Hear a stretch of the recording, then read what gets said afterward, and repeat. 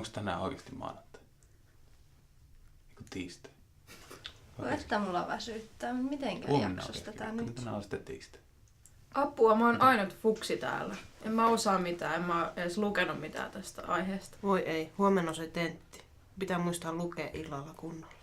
Vaikka ei se enää kannata. Olisi pitänyt aloittaa jo pari viikkoa sitten. No niin, tervehdys kaikille. Ja tervetuloa tänne PBA-tutoriin. Mitähän mä tarkalleen ottaen, mitä täällä sitten tehdään? Ensimmäinen kerta. Jaa, mitähän tämä nyt on? No niin, eli mä voisin oikeastaan tässä aluksi kertoa ihan muuta. Kukakohan toi yksi tyyppi tuolla? Noin muut mä tunnekin. Joo, ja kaupassakin pitäisi käydä. Ostaisikohan sieltä vaniljeja? Kamalaa kun istutaan tässä ringissä, kaikki näkee kun mä haukuttelen. Mun vatsa kurisee. Eikö me kuvatakaan täällä mitään? Ja nyt tämän työskentelyn onnistumiseksi niin tässä PBL:ssä käytetään roolituksia. Meillä on PBL-työskentelyssä aina sihteeri. Toinen tärkeä tehtävä Onpas tää erilaista. Mä en ainakaan halua puheenjohtajaksi. Ihan kauhean. Ensi viikolla mä haluan olla sihteeri, koska se saa kirjoittaa ja se ei saa. Eikä tarvitse sitten olla puheenjohtaja. Tarkkailija mä en ainakaan oikeastaan välttämättä halua olla. Siinä joutuisi ajattelemaan niin paljon prosessia. Toivottavasti musta ei nyt tule puheenjohtaja. Tavallaan sitä kuitenkin, en tiedä sihteeri on, mutta onko sihteeri jotenkin, onko se miehelle jotenkin? Kyllähän sihteeri voi olla Kyllä mä oon ensi viikolla, mä oon sihteeri. Mä olen nopea siinä hommassa. Mä aion nopeasti ilmoittaa. Toi tarkkailijan rooli voisi sopia mulle. On tässä kyllä paljon kaikenlaista. Monelle opettajalle varmaan käy noin. Mä haluan kahvia. Tuo tarkkailijan rooli vaikuttaa mukavalle. Onpas tolla hienot kengät. Ois pitänyt syödä aamiaista.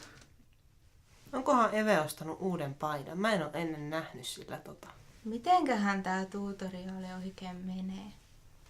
Mikäköhänlainen toi vierasopettaja on? Huomaakohan no, jos mä nukahan? Taukojumppa teki skutaa. Mitähän sitä muuten laittaisi perjantaina päälle? Mitä tapahtuu? Mitä tekis viikolla? Tämähän on oikeastaan aika jännä. Lennart on kyllä aika jännä nimi. Okei, eli nyt Lennartin tapaus alkaa olla selvä. Ja tässä Kuka toi ensimmäisessä Lennart tehtävässä oikeasti olemassa? lähdetään liikkeelle ihan siitä, että hyvin vapaasti ja vailla minkäännäköisiä rajoituksia rupeatte miettimään, että minkälaisia ratkaisuja teille nyt tässä hetkessä tulee ensimmäiseksi mieleen tuosta Lennartin tilanteesta. Voi ei jännittää. Voi, mulla ei ole mitään järkevää sanottavaa. Mulla oli joku ajatus. Mulla on nälkä. Ei mulla ollutkaan. Hei, toi sanoo aivan Eihän loistava. tässä oikeastaan mitään hätää ole. Laura on kyllä tosi hyvä Tämähän sihteeri. vaikuttaakin ihan mukavalle. Tuo tarkkailija kyttää mua koko ajan. Ai, ton asian voisi ajatella noinkin. Ei ole tullut mieleenkään.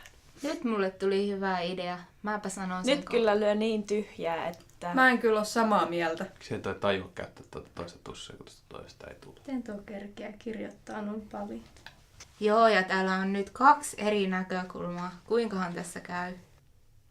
Niin, onhan se noin. Nythän tää eteneekin hyvin. Sepä oli aika luontava omassa roolissaan puheenjohtajana. Tää tutoriaali meni jo paljon rennommin. Minä en jaksa puristaa mitään.